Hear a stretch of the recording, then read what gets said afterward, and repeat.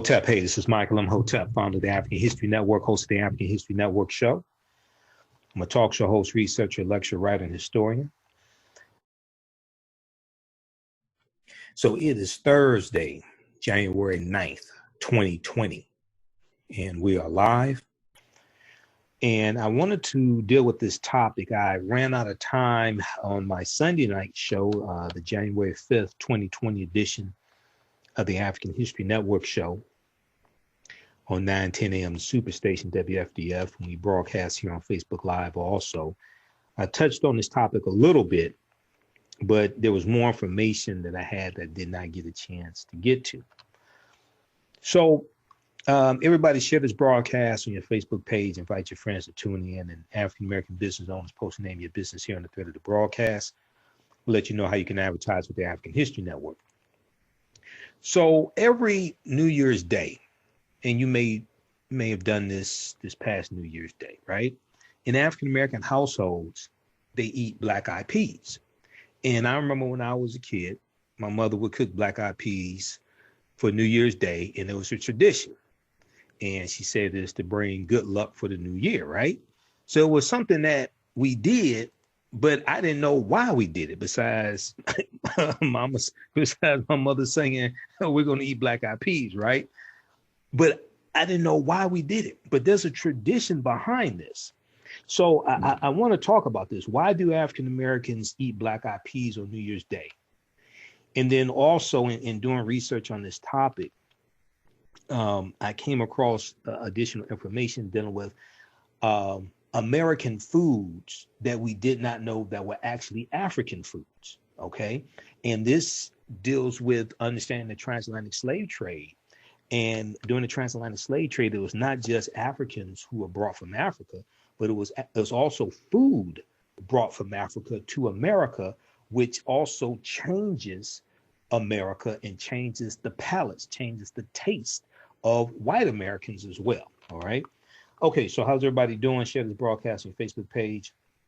Then also follow us here on our Facebook fan page, The African History Network, The African History Network. And on our YouTube channel, Michael Imhotep, IMHOTEP. And you can donate to the African History Network as well, paypal.me/AHN show. And then also on Cash App, $, the AHN show on Cash App. All right, so one of the first articles I saw dealing with this for 2020 was from the Columbus Dispatch, okay, dispatch.com. Black-eyed peas reach deep into African-American tradition. Black-eyed peas reach deep into African-American tradition. And I've been looking at articles from the LA Times, Washington Post, Atlanta Journal-Constitution. There have been a number of articles written about this tradition. Also, blackpast.org has an extensive article dealing with African foods. How do they put it? Transatlantic food migration, the African culinary influence on the cuisine of the Americas. It's a very deep, it's like 8 or 9 pages, very deep article, which deals with how African slaves, because they're the ones cooking the food, and because there are also foods brought from Africa, African slaves are changing the taste of their slave masters, okay? Not just the foods that they're cooking and foods they're bringing from Africa, but also the spices, the way they season the food as well. And we see this also in fried chicken. Okay, so there's a deep history behind all of this. All right, so if we look at this article from the Columbus Dispatch, and let me pin this information here also. Okay, if we look at this article from the Columbus Dispatch, it talks about black-eyed peas reach deep into African American tradition. And one of the things it talks about in the article is the first big meal of the new year with a pot of black-eyed peas at its center is deeply entwined with African American culture. Now, Jessica B. Harris is a food historian, and she was also cited in an article I read from National Geographic dealing with African foods that we thought were American foods. But food historian Jessica B. Harris said, eating black-eyed peas on New Year's Day has been done by Black Americans to ensure good luck in the incoming year. And she fondly recalled attending the lively New Year's Day party Maya Angelou held at her home in Harlem, New York, where Black Eyed Peas were served.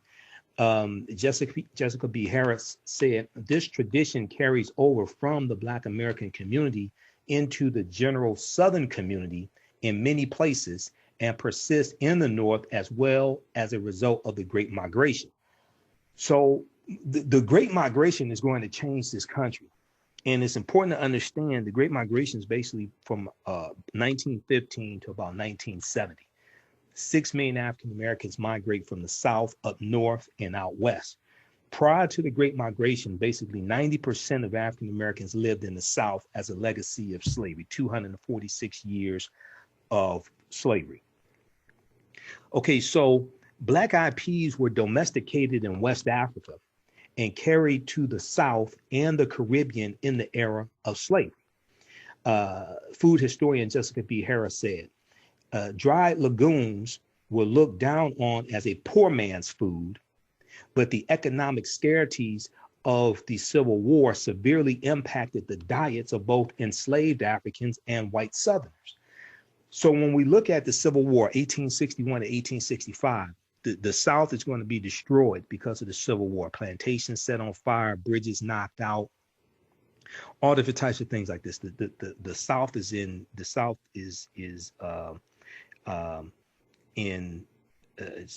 totally was largely destroyed, not totally destroyed, largely destroyed.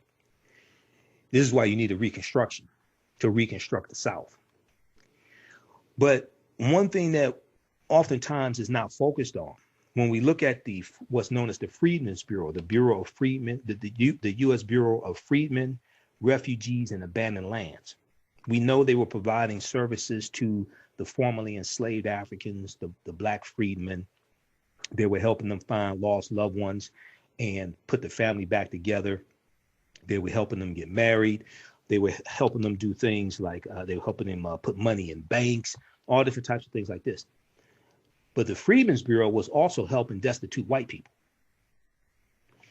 because a lot of poor whites you have poor whites who worked on plantations. They may have been overseers, things like this. Well, when the plantations are destroyed, what have you, the enslaved Africans are set free. They're out of jobs. So you had a lot of poor, destitute white people as well. If you watch the original Roots, came out in 1977, Roots, Alex Haley's Roots. In the later episodes, after slavery ends, there was the fictitious white family of George. They called him White George because they had a George who was the son of Chicken George, and then the other George, they call him White George and his wife, and they were destitute. And he comes to George's house. These are the Black people are former slaves, and he's begging for food. And then while he's sitting there eating, he says, his wife was outside, she's pregnant. So the former slaves bring them in and feed them also, right? You had a lot of destitute white people that oftentimes are not talked about. So the Black Eyed Peas were domesticated in West Africa and carried to the South and the Caribbean in the era of slavery. Dried legumes were looked down on as poor man's food, but the economic scarcities of the Civil War severely impacted the diets of both enslaved Africans and white Southerners. Black Eyed Peas became more common, and it is said people considered themselves fortunate to eat them during a time rife with food insecurity. Okay, so because of a time of poverty, people going hungry, things like this, you had people who consider themselves fortunate to be able to have Black Eyed Peas, but Black Eyed Peas are coming from West Africa. Black Eyed Peas are an African food. Though, so they talked about, previously in the article, they talked about Mashama Bailey. And Mashama Bailey is a chef. And about 10 years ago, Mashama Bailey asked her maternal grandmother, Geneva West of Forsyth, Georgia, to serve Black Eyed Peas with ham hocks and collard greens on New Year's Eve. Mashama Bailey was returning to New York City where she lived and wanted to have that symbolic meal before she left that day. And her grandmother suggested her grandmother suggested her reluctance to serve the dish before New Year's Day, but Geneva West ultimately agreed. Okay, so though Bailey's family uses ham hocks in its black eyed peas, she opts for a vegan approach that produces a clean, pure pea flavor, PEA. It also allows her version to be enjoyed by those who don't eat meat. Okay, so I don't eat meat. So when I cook black eyed peas, I ain't have black eyed peas New Year's Day. I guess I need to have some, right? But I don't put meat in it. Okay, but putting ham hocks in it, that's something I guess that we get from slavery. All right, some of us are vegans or vegetarians and don't mess with meat. So we see this tradition practiced by African Americans across the country, not just in the South, across the country on New Year's Day, and there are variations of it also. So Atlanta Journal-Constitution has an article because some people eat collard greens along with black eyed peas. Also, some people eat cornbread. Okay, and eating peas is eating round food. The different types of peas is associated with coins, which is money. Eating cornbread, corn is yellow, is associated with gold. Okay, so both of these deal with prosperity.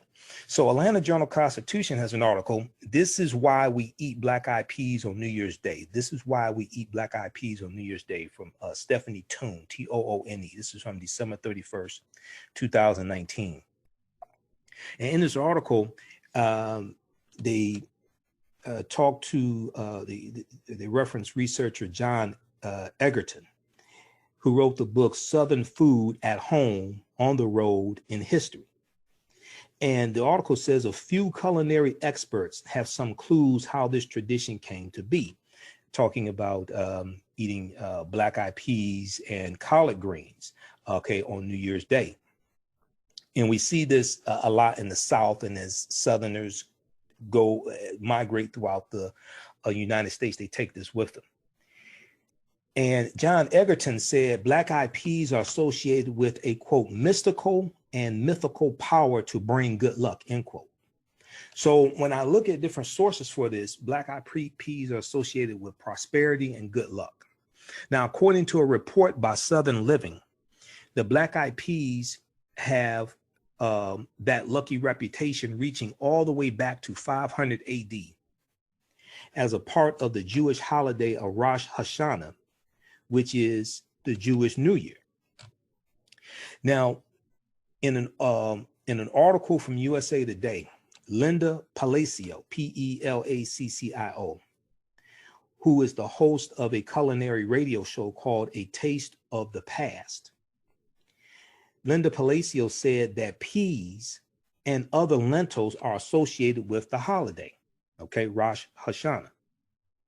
Eating them along with collards with their green color represent a financially prosperous new year. Okay, so eating lentils, whether you talk about black eyed peas, other types of lentils, along with collard greens that are green, are associated with a financially prosperous new year. If we look at the article from USA Today, let me pull this up. The article from USA Today that they cite is from December 31st, 2019. It's called Eating for Luck on New Year's: Why Foods from Grapes to Peas Promise Prosperity. Eating for Luck on New Year's: Why Foods from Grapes to Peas Promise Prosperity. Okay, and we'll post I'll post the links to these articles here in the thread of the broadcast when we're done. All right, how's everybody doing?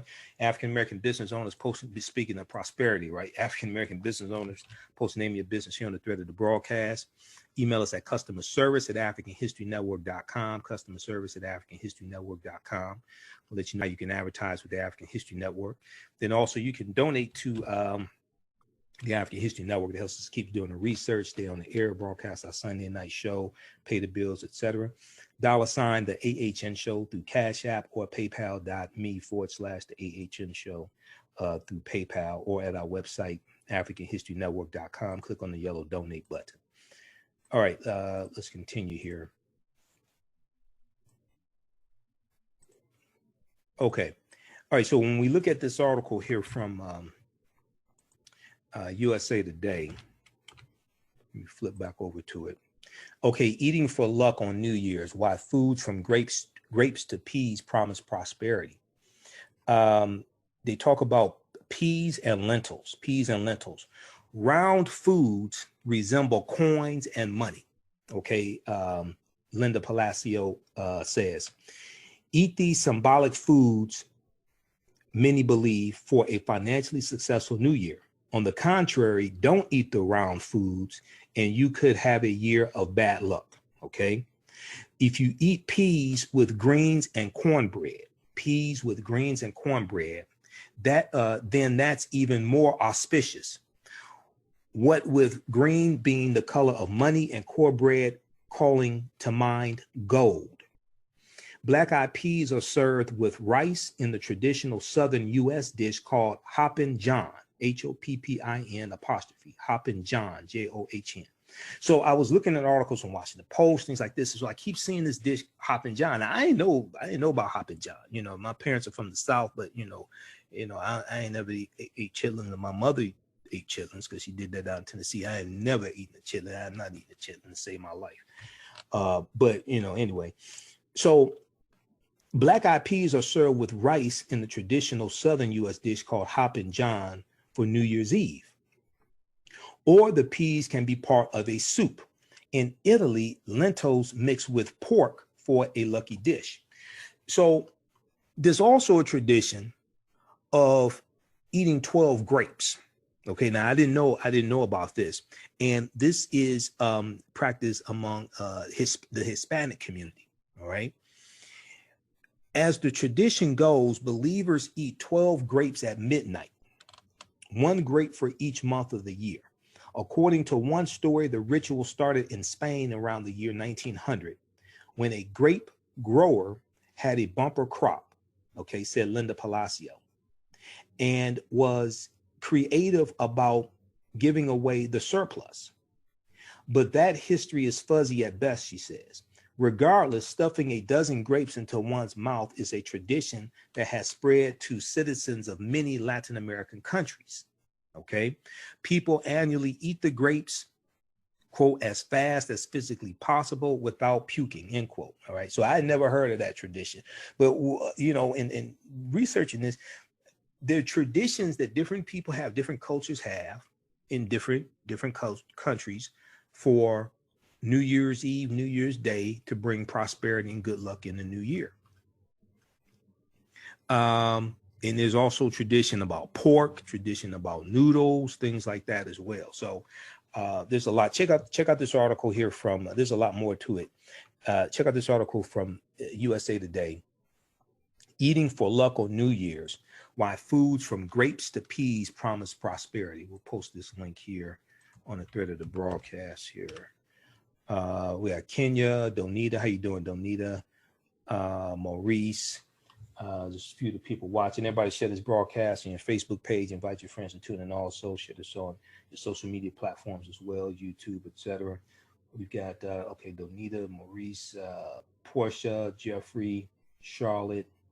Who else? Gata, Dennis, just a few of the people watching. All right, let's continue here. So, okay, that's the USA Today article. Now, black-eyed peas in the South, we go back to the Atlanta Journal-Constitution article, right? Black-eyed peas in the South, though its roots do not stem from the South, eating black-eyed peas in particular dishes has become a Southern tradition, Linda Palacio said. Black-eyed peas are served with rice in the traditional Southern U.S. dish called Hoppin John. This is another reference to Hoppin John for New Year's Eve. Or the peas can be part of a soup. In Italy, lentils mixed with pork for a lucky dish. That tradition of eating the peas with rice is of African origin. That tradition of eating the peas with rice is of African origin. and it became popular in the South later, especially in the Carolinas, because we know a lot of Africans were taking it to the Carolinas. Now, other Black Eyed Peas combinations. Black Eyed Peas with cornbread represents gold, according to Southern Living. Stew your Black Eyed Peas with tomatoes, and they become a symbol of wealth and health. One unusual but common New Year's Day Black Eyed Peas tradition involves putting actual money in the dish. Now, I never heard of that before. You know, I learned some things. I learned some things doing research. Now, I knew about different foods. I knew about some foods that were actually African foods that became American, but I learned some things in doing research on this also. Some people add, so one unusual but common New Year's Day Black Eyed Peas tradition involves putting actual money in the dish. Some people add to their luck by cooking their pot of peas with a penny or dime inside. Whoever gets the bowl with the coin in it, according to legend, has the best luck for the new year. I hope they don't swallow the dime or the penny, because they're going to have to go. They're going to go to the hospital or something like that, you know. So it's not going to be too lucky if they swallow the dime or the penny. All right. But check out this article from the Atlanta Journal-Constitution. This is why we eat Black Eyed Peas on New Year's Day, by Stephanie Toone, Toone. All right. Now, there was a really good article from National Geographic. And this deals with African foods you thought were American, Okay.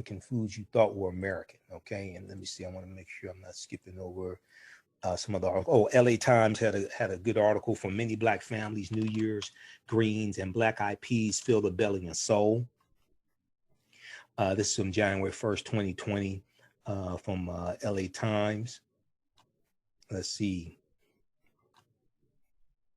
Okay, and they talk about Hoppin John again in this article as well. All right, so that's one there's a lot of anecdotes in that one. But this one from National Geographic is a really good historical article. 5 African foods you thought were American. It's likely that something you ate or drank today was first brought to North America by slaves. Now, this is from September 21st, 2016 by Catherine Zuckerman. And in the article, it talks about the opening of the National Museum of African American History and Culture in Washington, D.C., and there are nearly 37,000 objects that will go on display in collections that range from clothing and communities to segregation and slavery, stitching together a tapestry of suffering, triumph, and tradition. Some of these artifacts, like an oyster basket used by African American oystermen, and a large stock pot that was once used for cooking collard greens at DC's famed Florida Avenue Grill, will be part of an exhibit that looks at African American foodways across 3 distinct regions: the agricultural South, the Creole Coast, and the North. The museum's restaurant, Sweet Home Cafe, will focus on ingredients and dishes specific to these regions, plus one more region called the Western Range, with offerings like shrimp and grits, the Creole Coast, buttermilk fried chicken, agricultural South, oyster pan roast in the North, and son of a gun stew in the Western Range.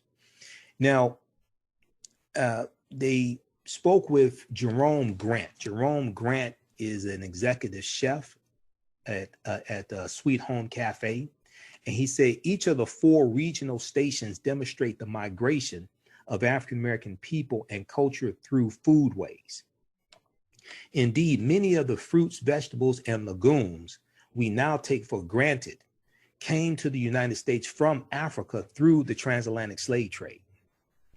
And the different foods, they have a map here. The different foods they refer to are Black Eyed Peas, coffee, cola nuts, okra, watermelons, and they show different coffee trade routes and slave trade routes. So let me see. Let me turn on the screen share, see if I can show you this as well, because oftentimes when we talk about the transatlantic slave trade, and I do an online class dealing with the transatlantic slave trade, ancient Kemet, the Moors, and the Ma'afa, understanding the transatlantic slave trade, what they didn't teach you in school. A lot of times we talk about the, we'll talk about the human cargo, the African bodies, African people who were taken out of Africa. But we don't talk about the intellectual capital that was taken out, the scholars, the attorneys, the physicians, okay, doctors, scientists, teachers, things like this, right? But there were mathematicians, but there were agriculturalists. There were those who herded animals, those who worked with animals, but there were also farmers. There were agriculturalists. And the Africans who had expertise in planting crops and cooking food and all different types of things like this. So that intellectual capital was brought to this country. And then you're going to have African foods that are brought here as well, because you have, when you have enslavers on the slave ships, when they're buying Africans or what have you, or trading, however they're doing this, it varies from place to place. They're also getting food as well. They're also getting foods. And then also in the Caribbean, they're going to do the same thing in the Caribbean. And some of those Africans are going from Africa to the Caribbean and then coming here as well. Okay, so if we look at this quickly here, and let's see if we can zoom in.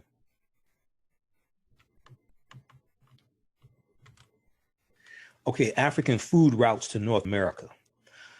Before they became staples to North America, many African foods made their way over via the transatlantic slave trade between the 16th and 19th century, so the 1500s to 1800s, with coffee taking the most circuitous route, coffee taking the longest route. So it's a little faint.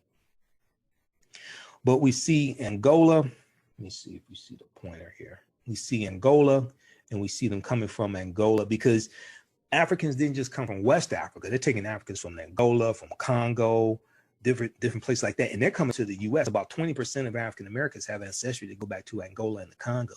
They're taking them from West Africa, Senegal, Ghana, Mali, Nigeria, Sierra Leone, things like this, right? So we look at the routes and we see them going into like the Caribbean. We see them going here on the East Coast, coming from these areas, coming from Senegal, Sierra Leone, coming from Guinea, coming from coming from Ghana. All this, we see them going into these routes here, going into the Carolinas, going into these areas here in the East. And then we see coffee, okay?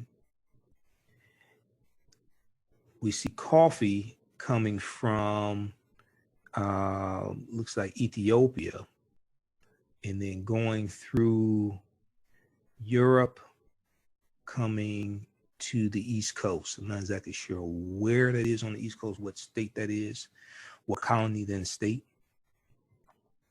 Okay, so if we look at this here, but you can check out this, we'll post a link to this article. You can look at this more in depth. All right. So if we look at this, among the most important of these, says African-American foodways author and scholar Jessica B. Harris, once again, Jessica B. Harris, who was cited in the article from the Columbus Dispatch. Among the most important of these, says African-American foodways author and scholar Jessica B. Harris, whose research helped shape the Sweet Home Cafe menu, are black-eyed peas, okra, watermelon, cola nuts, and coffee. Now, UCLA professor of geography Judith Carney, C-A-R-N-E-Y, agrees. In her book, In the Shadow of Slavery, Africa's Botanical Legacy in the Atlantic World, B-O-T-A-N-I-C-A-L, botanical, dealing with flowers, plants, things like this. Judith Carney, in her book, outlines the origins and trajectories of each of Africa's major native crops that were brought over to the U.S. on slave ships. She said the story of African crops is little known and poorly understood. To look at these plants is to engage the organization of the slave trade as corridors for the diffusion of African plants to the Americas. To look at these plants is to engage the organization of the slave trade as corridors for the diffusion of African plants to the Americas, end quote. Now, the article goes on to say, after all, how often do we consider when selecting the ripest melon for our summer fruit salad or ordering a cafe latte with breakfast, that these things originated and flourished on a completely different continent? Even more important, how often do we consider that it was an enslaved population that brought them here? Now, it doesn't help that white Southern chefs often receive credit for showcasing certain quote unquote heritage food on their menus without noting that they're actually native to Africa.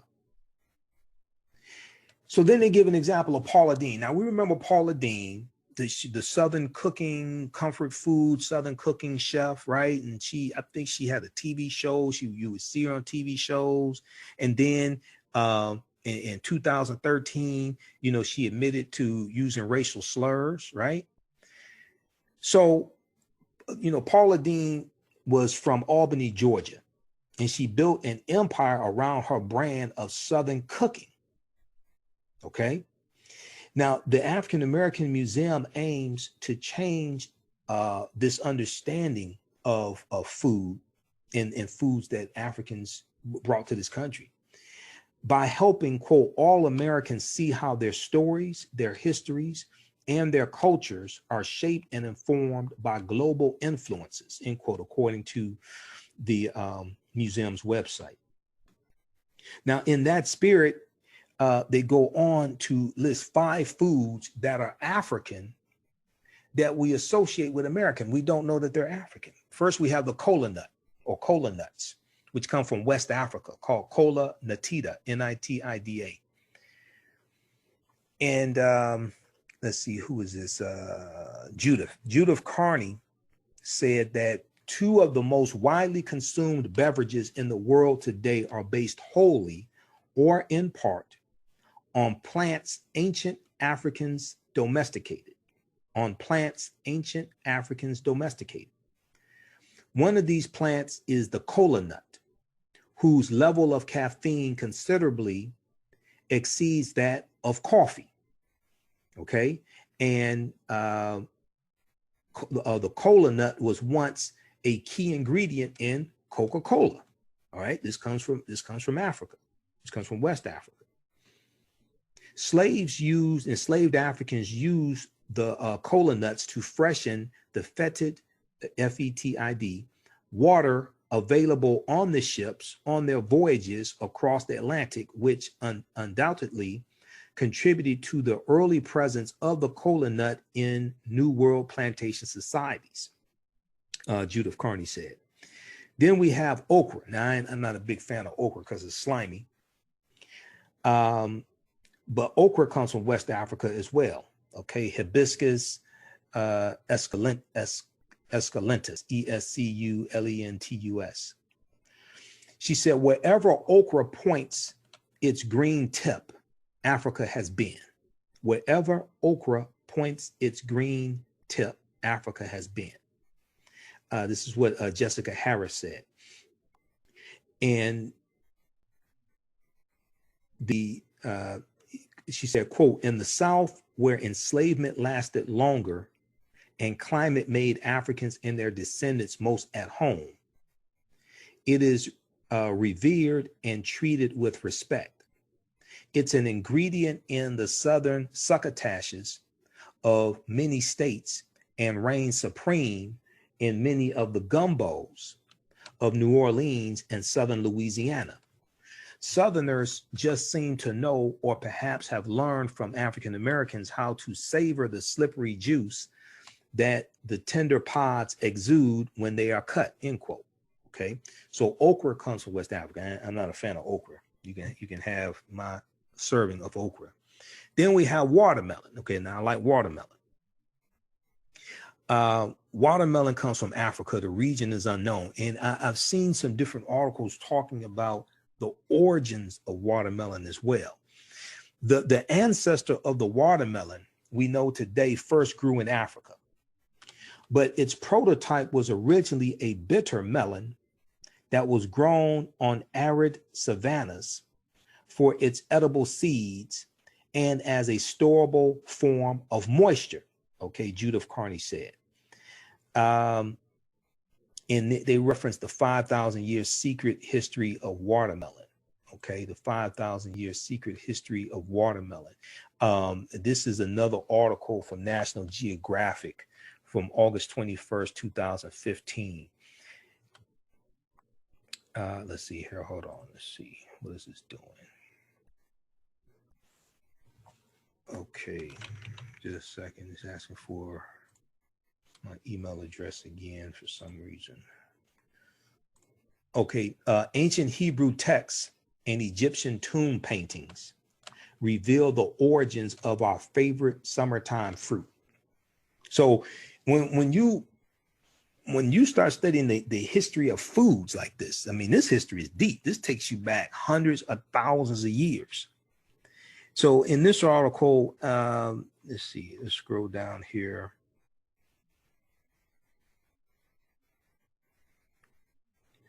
All right, so they talk about a pharaonic fruit, and they say people have been eating watermelons for millennia. We know this because archaeologists found watermelon seeds along with the remnants of other fruits at a 5,000-year-old settlement in Libya. Okay, so 5,000 years ago, Libya was black. All right, for people that don't know. Seeds as well as paintings of watermelons also have been discovered in Egyptian tombs built more than 4,000 years ago, including King Tut's.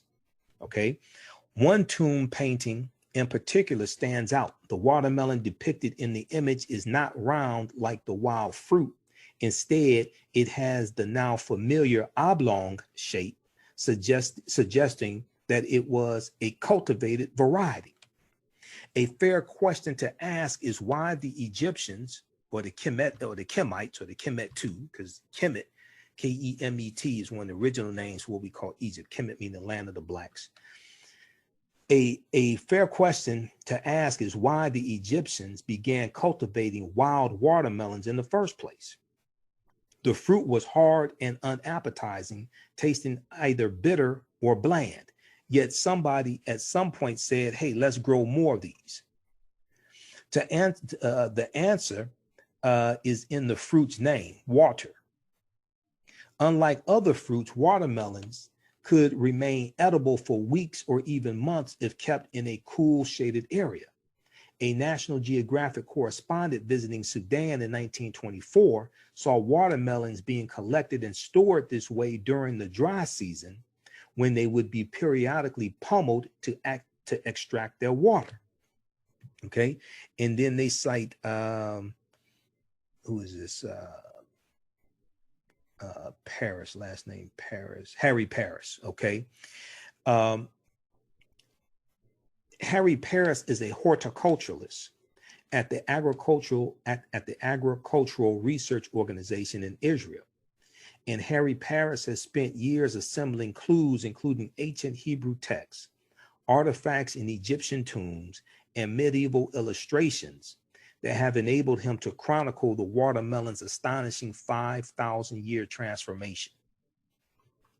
So there's a deep history behind these foods. So when, you know, I did a video, I think I'm gonna have to do it again because it was on my old laptop, and this laptop has a much better camera on it. I did a video dealing with how watermelons became a racist trope, how watermelons became negative for African Americans, because for some African Americans during slavery, we would plant watermelons and we were allowed to plant watermelons. And for some of us, we could sell them and make some money, even during slavery. we may be enslaved, but we can still plant watermelons and either share what we, for some of us, we could sell the watermelons, make some money, share some of the money with the slave owner, what have you. But after slavery ends, when you're going to have Black freedmen, former slaves who own land, watermelon was one of the crops that we grew because we had experience growing watermelon, and this experience growing watermelon is ancient. But when we were free in growing watermelon, then watermelon became looked at. White people associated that as being something negative because we're free and we're growing watermelons and we can make money off of it. And watermelons for us was a sign of independence. It was a sign that you own land, you could grow this crop, you can make money. So watermelons for us after slavery became a sign of independence. But there's an ancient history, an ancient African history to watermelons as well. Let me see if I can pull up one of these articles that I dealing with watermelons.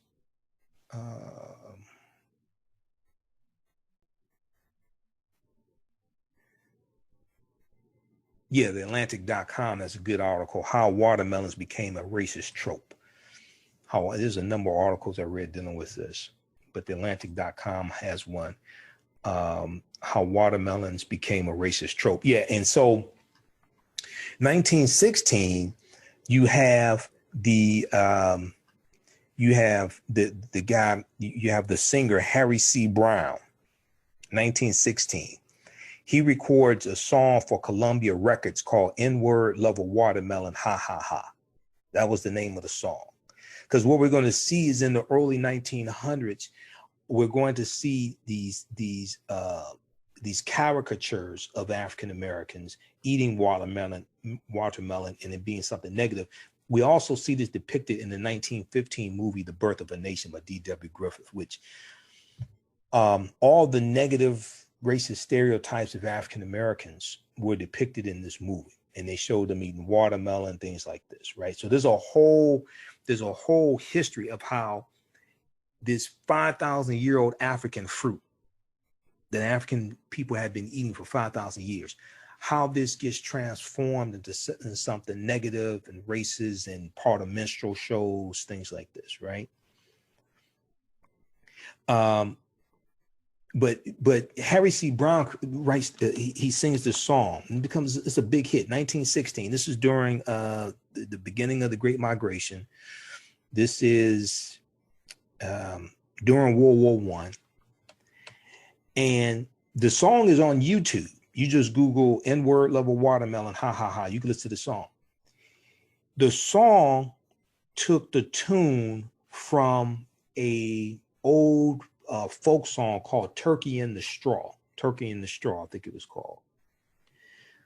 And that tune from Turkey in the Straw and Harry C. Brown's song is a popular song that's still played on ice cream trucks today. There was a article from NPR.org. NPR.org had an article dealing with how the famous, what is this called? Okay. I talked about this on my show, man, back in like 2014 when this article came out. Recall that ice cream truck song, We Have Unpleasant News for You, okay? Recall that ice cream truck song, We Have Unpleasant News for You. So then it goes into this history of going from the minstrel shows in the late 1800s to the ice cream trucks in the early 1900s, from the minstrel shows to the ice cream parlors to the ice cream trucks, going into people's neighborhoods, playing music from a previous generation, right? And tapping into that nostalgia and playing music associated with minstrel shows. All right, there's a deep history behind all of this stuff.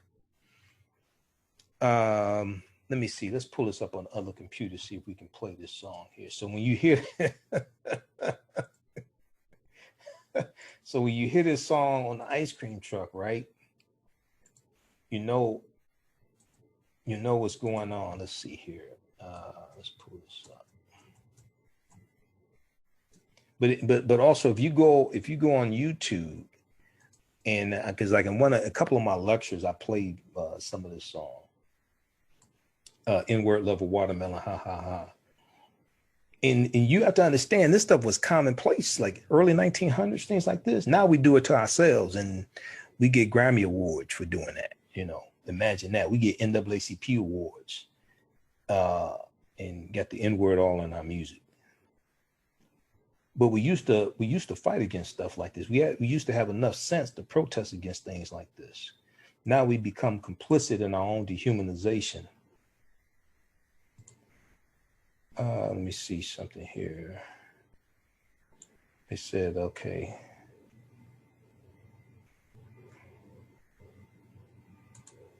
Let me see if I can pull it up.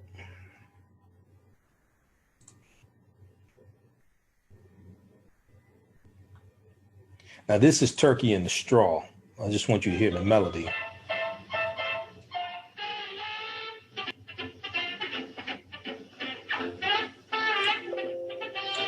You've all heard that song.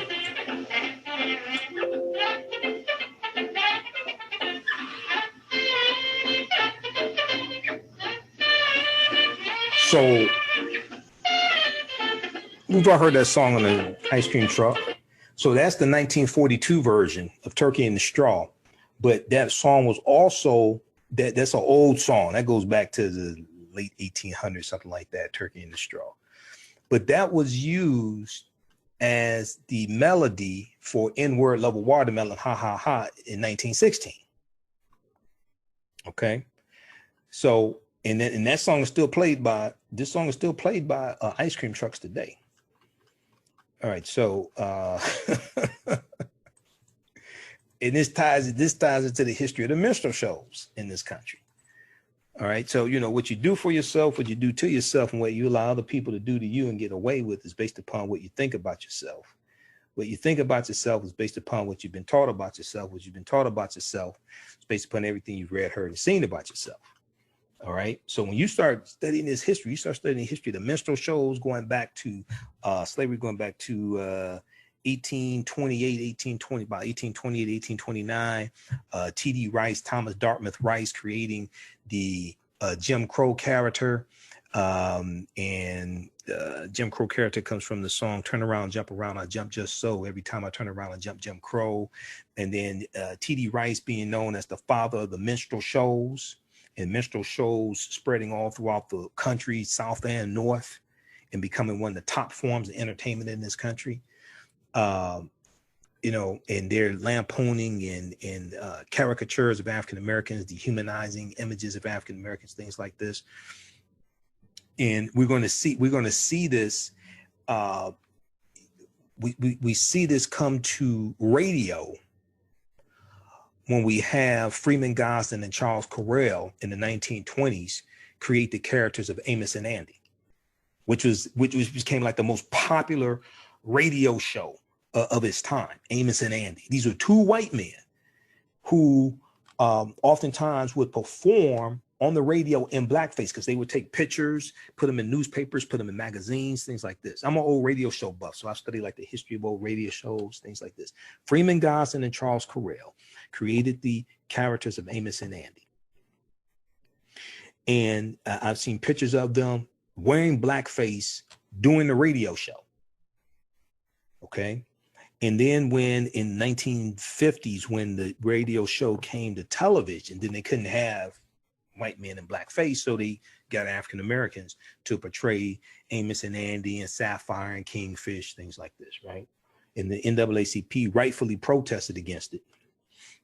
You know, I think it only stayed on there a couple of seasons or something like that. They rightfully protested against it. Today, they give image awards to the TV show Empire. We used to protest against TV shows like Empire, okay? Because the Empire to me is like Amos and Andy. It's even worse, to tell you the truth. But the NAACP used to protest against stuff like that. The NAACP led protests against the movie The Birth of a Nation in 1915. Okay. William Monroe Trotter, when it came to Boston, he led protests. There's a documentary called Birth of a Movement on PBS, Independent Lands. And it's about William Monroe Trotter leading protests in 1915 against the movie The Birth of a Nation. We saw Charlotta Bass out in California, who was she was an editor of a newspaper. And she was a member of the NAACP.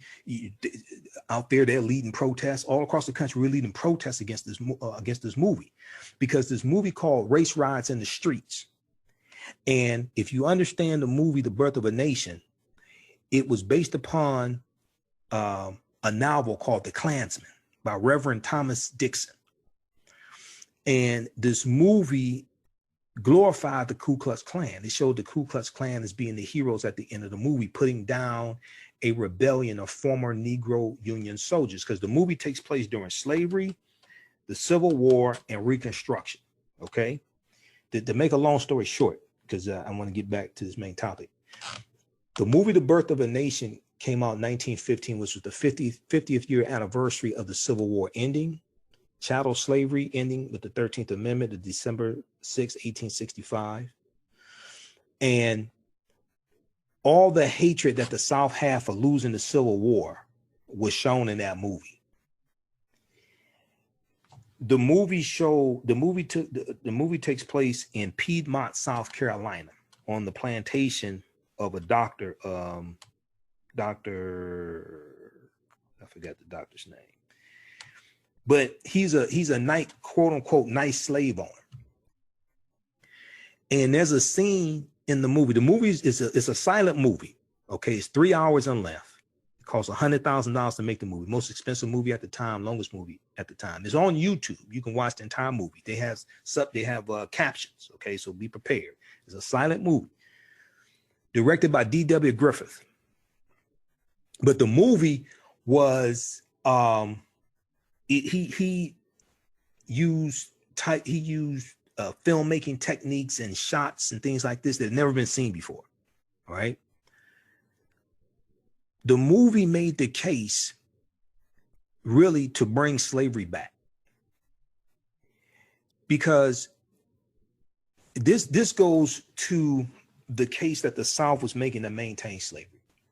The South was saying that slavery was a system that benefited everybody. They made the case that enslaved Africans were too ignorant to take care of themselves. If you had a benevolent or nice slave master, then the enslaved Africans would become almost part of the family, and he would take care of them and provide food and clothing and shelter for them. Okay. There's a scene where they show the slaves on the plantation singing and dancing and entertaining the doctor and his family. They're sitting on the doctor and his family sitting on the porch, and the little slave children and enslaved Africans are dancing and singing, entertaining them, right? This is the case that the South was making. The South was making that the case that the system of slavery had a system of checks and balances. If you turn the Africans free, they will not be able to take care of themselves. They're going to be wild. And you're going to have black men trying to rape white women. That's depicted in the film. Okay. Now, most of the characters who were supposed to be African Americans in the movie were white people in blackface. And there's a scene where they have quote unquote the big black brute trying to rape a white virgin. This movie calls Race Riots in the Streets. This movie rejuvenated the Ku Klux Klan in this country, because if you know anything about the Ku Klux Klan had largely died out by 1815. The Klan was severely hurt by the 1871 Ku Klux Klan Act of 1871. But by 1915, this is 50. So the Klan is founded December 24th, 1865 in Pulaski, Tennessee. Okay, it's founded about a week after the 13th Amendment is ratified, December 18th, 1865. So the Klan is large. They still exist, but they're weak. They've largely died out by 1915. A lot of the early Klan members are dead. This movie rejuvenated the Ku Klux Klan. And the Klan becomes very powerful again in the 1920s. So around 1926, you see the Klan, they have the march in Washington, D.C. outside the U.S. Capitol building. The Klan becomes very powerful again because of this movie. And the movie was so powerful that in newspaper ads, in newspapers where they had ads advertising the movie The Birth of a Nation, the Ku Klux Klan would oftentimes take out recruiting ads next to the ad of the movie The Birth of a Nation. Because when you saw the movie poster for The Birth of a Nation, they had a Klansman on a horse in the movie, on the movie poster. The first 30 days that the movie was out, the movie was called The Klansman. Then the name was changed to Birth of a Nation. So when you look at that, and then and we see the Klan, they had another rejuvenation during the civil rights era, during like the 50s and 60s, things like that. But the movie The Birth of a Nation was a significant movie in the history of this country.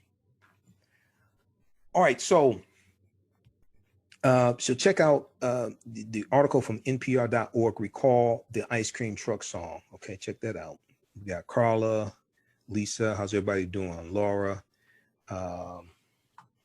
what else is here? Okay. And in African American business owners, post the name of your business here on the thread of the broadcast. Our current promotion, buy 1 month, get 2 months free. Buy 1 month, get 2 months free. We can get you up and running today. Email us at customerservice@africanhistorynetwork.com. Customer service at africanhistorynetwork.com. Okay. We promote your business through our Facebook Live broadcast, also through the audio podcast of the broadcast throughout the week. We're on 8 different audio podcast platforms like Stitcher and Castbox, Acast, FM Player, TuneIn. I just recently uploaded some podcasts. We'll be uploading some more the next few days. So in 2020, a lot of people want to get their financial house in order, and certified financial planner Martisha Patterson can help you with this. Now, financial planning is an important tool helping you get and keep control of your finances and over time build wealth. A certified financial planner is a resource who can help analyze your financial situation and discover resources you can use to maximize your success. Martisha Patterson is a certified financial planner with over 20 years in the wealth management industry. She will help you apply proven tools, techniques, and strategies so you can meet your financial goals. What she's offering is a transformative way of thinking, which will lead to a successful outcome.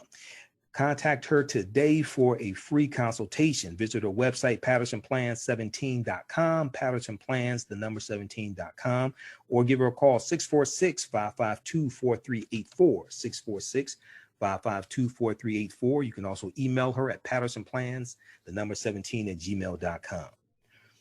Now, for African-American authors, e-commerce store owners, those that sell African garb, jewelry, books, all different types of things like this, contact the African History Network. We can help you market your business and products to African Americans all across the country. Author Teresa Roseman is the author of the book She Remembered Her Path. She Remembered Her Path is available right now on eBay, Barnes & Noble, and Amazon. And it's also can be found on Amazon Kindle. She Remembered Her Path is a book. It is a poem which centers on Sheteria. Sheteria is a woman who finds herself in trouble. She feels she cannot make decisions that were simple in her younger life. The fear is she has stepped off the path she has created and now needs guidance to return to her confident self. Find out what happens to Sheteria in the book She Remembered Her Path, available at eBay, Barnes & Noble, and Amazon.com. All right. So let's go back to the article here. 5 African foods you thought were American. 5 African foods you thought were American. All right. Let's see here. Okay, so we found out that watermelon dates back 5,000 years ago, right? A lot of people didn't know this. Okay, so there's a reason why African Americans like watermelon. okay, is an ancient African food. Okay, let me post this article right here. The 5,000 years secret history of watermelon. There's a reason why African Americans like watermelon. It's an ancient African food. Okay, so let's go back to the previous article here. Let me back up.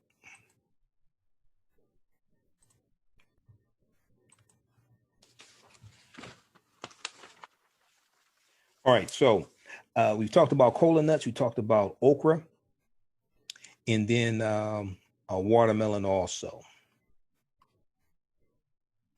Okay, so when we look at, okay, now scholars debate exactly, scholars debate where exactly on the continent watermelon came from, but it was cultivated widely in ancient Egypt, ancient Kemet, where it was buried in pharaohs' tombs to provide hydration for their journeys to the afterlife. So when we look at black-eyed peas, also known as cowpeas, C-O-W-P-E-A-S, we find cowpeas coming from Central and Southern Africa. Now, black-eyed peas, cowpeas are high in protein with leaves that are rich in minerals. Black-eyed peas grow quickly, suppress weeds, and improve yields of other crops. The legumes were used as a provision on slave ships and later also used to feed livestock in the U.S., hence the alternate name cowpea, C-O-W-P-E-A, cowpea. Black-eyed or cowpeas. Black-eyed peas are associated now with New Year's Day in the American South and are a key ingredient in Hoppin John, a dish made with greens and pork that symbolizes good luck. So I read a number of articles that talked about this Hoppin John because I had never heard of Hoppin John before now. I haven't had meeting going on like 12 years.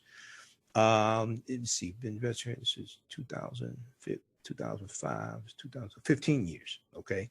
So I had never heard of Hoppin John. Now we look at coffee. Okay. Coffea arabica. Okay. Which comes from Ethiopia. Many people associate coffee with South America. But, quote, Ethiopia is the birthplace of the world's premier coffee, said Judith Carney. Legend has it that a goat herder named Kalbi, K-A-L-B-I, discovered it when his herd became particularly boisterous after eating berries from a tree. Whether that's true or not, quote, how to take a coffee bean, know when and how to roast it and turn it into a delicious beverage involved a deep cultural knowledge system of growing and brewing varieties from the Ethiopian highlands where it originated, end quote, said Judith Carney. Now, when Europeans reached East Africa, Yemen, Saudi Arabia, and the Emirates in the 16th century, they encountered coffee houses and culture around the drink. But given the racial prejudice against Africans honed during the transatlantic slave trade and the fact that coffee had become so central to Muslim culture, Europeans attributed the art of making the drink and the profusion of coffee houses to Muslim societies. Now, Judith Carney says in her book, quote, the popular image of Africa today is of a hungry continent. Yet it's because of African crops and enslaved Africans or the enslaved agricultural practices that we eat what and how we do in America. Okay, it's because of African crops and because of the agricultural practices of African slaves that we eat what and how we do in America. So this is another way that Africa has profited, that America has profited from Africa and has profited from the transatlantic slave trade. It's not just from the African bodies, it's not just from the labor, but it's also the foods from Africa that have come to America and have become American as well. Okay, so check out this article as well, 5 African foods you thought were American from National Geographic.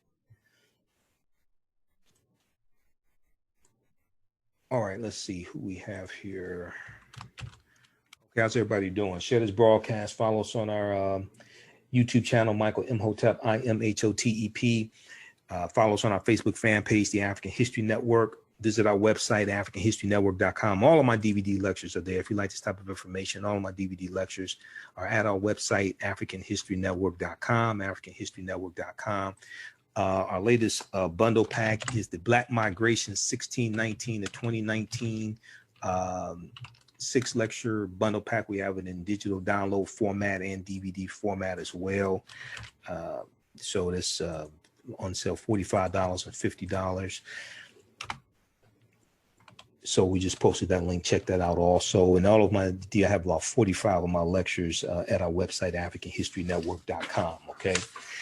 Listen to the African History Network show every Sunday, 9 p.m. to 11 p.m. Eastern Standard Time on 9:10 a.m. the Superstation WFDF. Don't I have a voice for radio? That's what everybody tells me, right? So so this year I'm celebrating my 10th year in radio.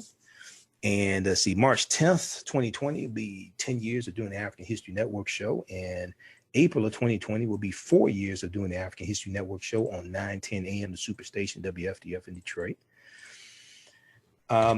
If you like this type of information, you can also donate to the African History Network, paypal.me/the AHN show. And also through Cash App, $ the AHN show through Cash App. We posted a link here. And at our website, AfricanHistoryNetwork.com, click on the yellow donate button as well. Okay. All right. So all of our shows are podcasted. Let's see, our January 5th, 2020 show is in audio podcast format also. So when you go to AfricanHistoryNetwork.com, click on the link, listen to podcasts. We're on 8 different podcast platforms, wherever you get your podcast from, whether it's Castbox, iTunes, Stitcher, FM player, TuneIn, radio. Just search for the African History Network show, the African History Network show. And when you go to Blog Talk, if you go to our website, click on the link, listen to podcasts, it takes you to our Blog Talk Radio page, blogtalkradio.com/the African History Network show. We have about 1,000 audio podcasts there going back to 2010. Okay, so I've been doing this for a minute. All right, let's see. Let's look at some more of your comments here before we get out of here. Let's see. We got Audrey. Okay, how you doing, Audrey? Thanks for the enlightenment. We've got Laura. Okay, so it's very educational and enlightening. All right, good, good. This is a lot of work. Okay, we got Carla, Lisa, Nathaniel. And I'm going to have to do a separate broadcast really dealing with the history of watermelon. Okay, dealing with the history of watermelon and how watermelon became negative, how watermelon became a racist trope for African Americans. This is a deep history because we grew watermelons on our own land that we owned after slavery and became a sense of independence for us as well. Okay, but that's another presentation. All right, and okay, Sherwin. Let's see here. All right. Okay. So yeah, listen to the African History Network show every Sunday, 9 p.m. to 11 p.m. Eastern Standard Time. And if you want me to do a presentation for your group or organization, email me at customerservice@AfricanHistoryNetwork.com. Customer service at AfricanHistoryNetwork.com. Okay, whether it's for Dr. King Day, whether it's for February African American History Month, we know that's coming up. Email me at customerservice@AfricanHistoryNetwork.com, and we can make that happen. All right. Now, in 2020, a lot of people want to get their credit straight, and RRR Credit Services and Chandra Middleton can help you with this. Are you tired of having poor credit? Are you tired of paying those high double-digit interest rates? Would you like to purchase your dream home one day? If the answer is yes to any of these questions, then RRR Credit Services is your answer. RRR Credit Services is your one-stop when it comes to credit education and repair. They equip you by providing solutions which will enable you to rebuild your financial future. The affordable cost to become a new client is just $30 for the first month. Take the first step by giving them a call at 1-800-607-1989, 1-800-607-1989 for a free credit consultation. Don't delay and begin your RRR score program today. You can also visit their website, rrrcreditservices.com, and it'll be either Chandra Net or one of her staff that will help you with this. And let them know you found out about this from the African History Network. All right, guys, look, hey, we have to get out of here. Remember at the African History Network, we focus on educating, empowering, and inspiring people of African descent throughout the diaspora and around the world, because right now it's corrects wrong behavior. What you do for yourself, what you do to yourself, and what you allow other people to do to you and get away with is based upon what you think about yourself. What you think about yourself is based upon what you have been taught about yourself. Remember, right now it's corrects wrong behavior. It's not over till we win. Wakanda forever. We'll talk to you next time.